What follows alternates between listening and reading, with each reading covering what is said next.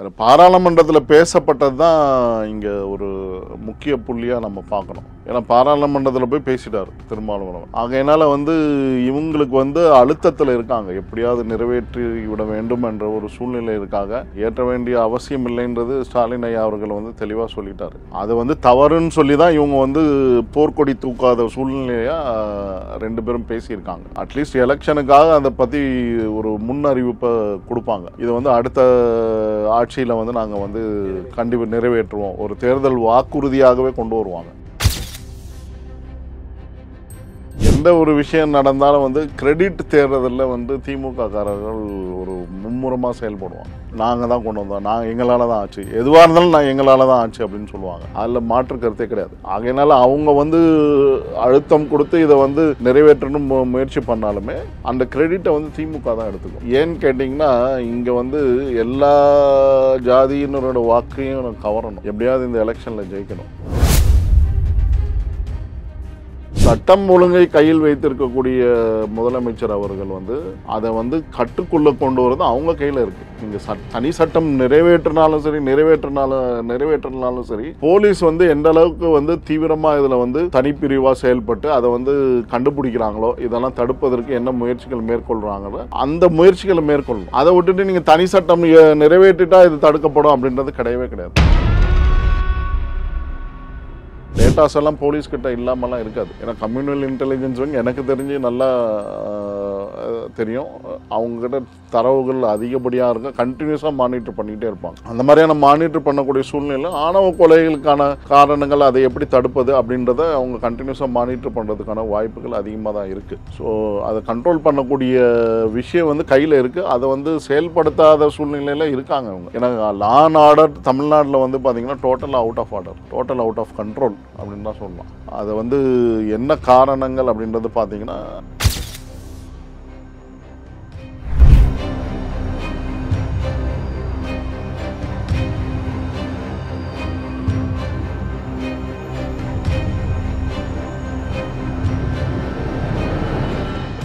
Real one நேயர்களுக்கு வணக்கம். இன்று நம்மளுடைய நேர்காணலுக்கு அரசியல் விமர்சகரான திரு சரவண பெருமாள் அவர்கள் இணைஞ்சிருக்காங்க.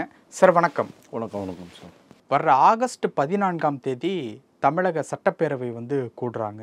அதில் முக்கிய முடிவுகள் எடுக்கப்படும் அப்படிங்கிற ஒரு அறிவிப்பு வந்திருக்கு.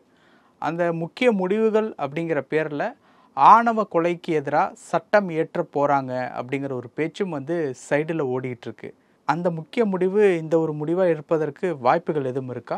கண்டிப்பாக இருக்கிறதுக்கான வாய்ப்புகள் இருக்குது. ஏன்னா அவங்க கூட்டணி கட்சியில் இருக்கக்கூடிய திருமாவளவன் ஐயா அவர்கள் ஏற்கனவே ஸ்டாலின் ஐயா அவர்கள் சொல்லிட்டாரு, அப்படி ஒன்றும் தனி சட்டம் தேவையில்லைன்னு சொல்லிட்டாங்க. அப்படி இருக்கக்கூடிய சூழ்நிலை இவங்க வலியுறுத்திட்டு வராங்க. விடுதலை சிறுத்தை கட்சியில் தேவை, ஏன்னா தனி சட்டம் கொண்டு வந்தால் தான் அது கட்டுக்குள்ளே வரும் அப்படின்றத சொல்கிறாங்க. அது மட்டும் இல்லாமல் நம்ம செல்வ பெருந்தகை அவர்களும் இந்த கோரிக்கையை வலியுறுத்திட்டு வராரு. உன்னிப்பாக நம்ம கவனிக்க வேண்டியதுன்னா, பாராளுமன்றத்தில் திருமாவளவன் ஐயா அவர்கள் பேசுகிறார் இந்த இதை பற்றி, ஆணவ கொலைக்கான தனிப்பட்ட சட்டம் திருத்தம் கொண்டு வரணும். ஏன்னா இங்கே ஏற்றுறதோட பாராளுமன்றத்தில் ஏற்றுறது இன்னும் தனி சிறப்பு அப்படின்றதுக்காக அங்கே பேசுகிறார். ஸோ அங்கே நடக்கிறதுக்கு முன்னாடி இங்கே ஏற்றினோம் அப்படின்ற ஒரு நிலைமைக்கு தள்ளப்பட்டிருக்காங்க இவங்க திமுகவினுடைய இந்த ஆட்சி, ஸ்டாலின் ஐயா அவர்களோட ஆட்சி. அங்கே என்னென்னா, இந்த கூட்டத்தொடரில் அதற்கான வரைவை அதை ஒரு கொண்டு வருவாங்க அப்படின்றது தான் நான் பார்க்குறேன்.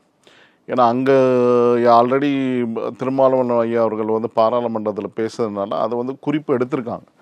அந்த குறிப்பை கொண்டு பாஜக இதை முதல்ல செஞ்சிருவாங்களோ அப்படின்றத தடுப்பது, அந்த சூழ்நிலை தடுப்பதற்காக இங்கே உடனடியாக ஏற்றக்கூடிய வாய்ப்புகள் அதிகப்படியாக தான் இருக்குது அப்படின்னு தான் நான் பார்க்குறேன். ஓகே, அப்போ அந்த கூட்டணி கட்சியினுடைய அழுத்தத்தினால தான் தனிச்சட்டம் ஏற்றுறாங்களா, இல்லை இவங்களுக்கு ஏற்ற வேண்டிய அந்த மாதிரி எண்ணம் இல்லையா, எப்படி? இல்லை, இவங்களுக்கு ஏற்ற வேண்டிய எண்ணம் இல்லைன்றதை அதான் சொல்லிட்டாரு. ஏற்ற வேண்டிய அவசியம் இல்லைன்றது ஸ்டாலின் ஐயா அவர்கள் தெளிவாக சொல்லிட்டாரு. அது தவறுன்னு சொல்லி தான் இவங்க போர்க்கொடி தூக்காத சூழ்நிலையாக ரெண்டு பேரும் பேசியிருக்காங்க. தேவைன்றது செல்வ பெருந்தகையும் திருமாவளவன் அவர்களும். அது பாராளுமன்றத்தில் பேசப்பட்டது தான் இங்கே ஒரு முக்கிய புள்ளியாக நம்ம பார்க்கணும். ஏன்னா பாராளுமன்றத்தில் போய் பேசிட்டார் திருமாவளவன். ஆகையினால வந்து இவங்களுக்கு வந்து அழுத்தத்தில் இருக்காங்க, எப்படியாவது நிறைவேற்றி விட வேண்டும் என்ற ஒரு சூழ்நிலை இருக்காங்க. அட்லீஸ்ட் எலெக்ஷனுக்காக அதை பற்றி ஒரு முன் அறிவிப்பை கொடுப்பாங்க. இது வந்து அடுத்த ஆட்சியில் வந்து நாங்கள் வந்து கண்டிப்பாக நிறைவேற்றுவோம், ஒரு தேர்தல் வாக்குறுதியாகவே கொண்டு வருவாங்க அப்படின்றத நான் பார்க்குறேன். ஓகே, அப்போ வந்து இந்த சட்டம் வந்தாலும் கிரெடிட் வந்து கூட்டணி கட்சிகளுக்கு தான், அதில் டிஎம்கே எதுவும் எடுத்துக்க முடியாது. இல்லை அது நீங்கள் இல்லை அவங்களுடைய இல்லை அவங்களுடைய அழுத்தத்தினால தானே வருது, இவங்களுக்கு அந்த அழுத்தம் இருக்கு. பட் ஆனால் வந்து சொல்கிறீங்க கண்டிப்பாக, ஆனால் வந்து ஒரு விஷயத்தை நான் நல்லா உன்னிப்பாக கவனிக்கணும்.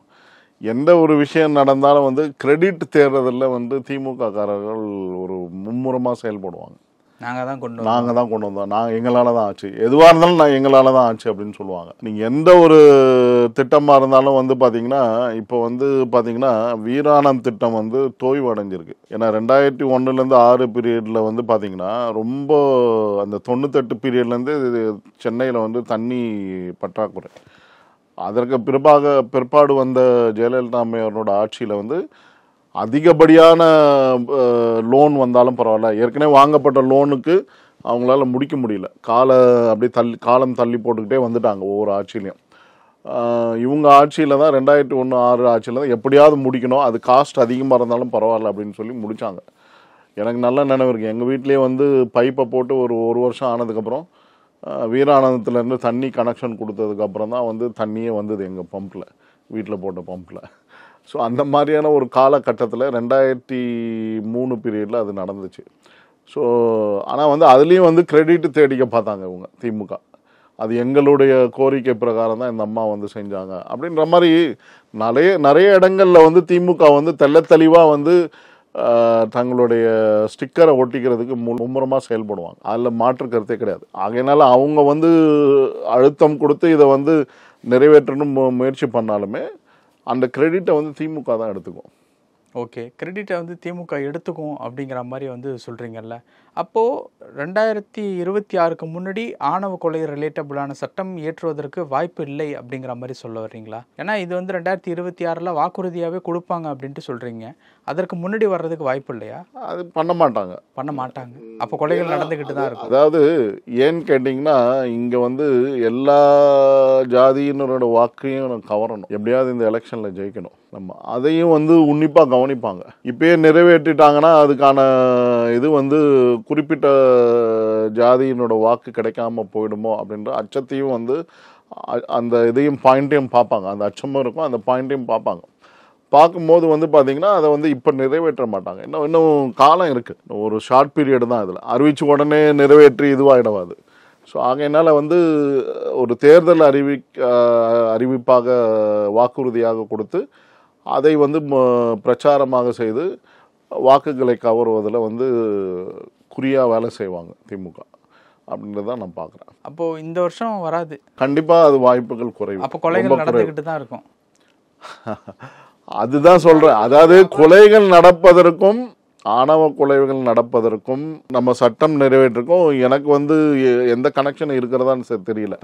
ஆனா சட்டம் நிறைவேற்றினால் ஒரு அச்சம் உணர்ச்சி இருக்கும். அந்த அச்சத்தை இப்போ உடனே கொடுத்தாலாவது கொலைகள் ஏற்படுறதுக்கு கொஞ்சம் ஒரு தயக்கமாவது இருக்கும்ல? இல்ல தயக்கம் இருக்கும், பட் அதை செய்ய மாட்டாங்க. அதுதான் சொல்லல, எல்லாரோட வாக்குகளும் தேவை, வாக்கு வங்கி பாலிடிக்ஸ் தான். இப்போ ஏற்றுனா ஒரு ஜாதியினர் கோச்சுவதற்கு வாய்ப்பு இருக்கு. ஸோ ஆகையினால அதை வந்து அதை அந்த மையப்புள்ளியில் வந்து கண்டிப்பாக ஏற்றுறதுக்கு வாய்ப்பு கம்மி.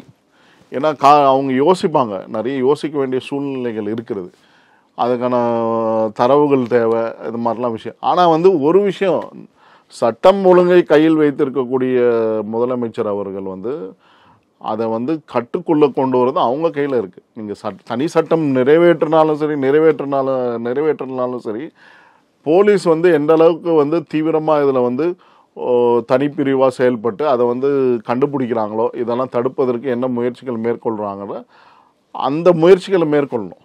அதை விட்டுட்டு நீங்கள் தனி சட்டம் நிறைவேற்றிட்டா இது தடுக்கப்படும் அப்படின்றது கிடையவே கிடையாது. அவங்களுக்கு ஸ்பெஷல் ட்ரைனிங் தேவை. இப்போது